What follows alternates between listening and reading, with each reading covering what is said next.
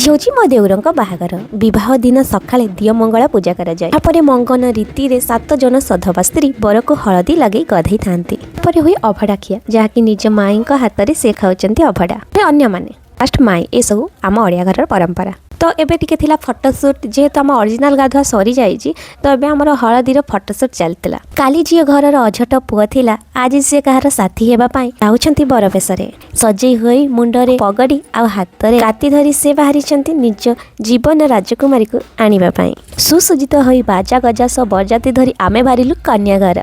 जेतेबेले DJ बाजे पाद आ निज जगार रहेनी एटा खाली नाच नुहे एटा होची आमर खुशी।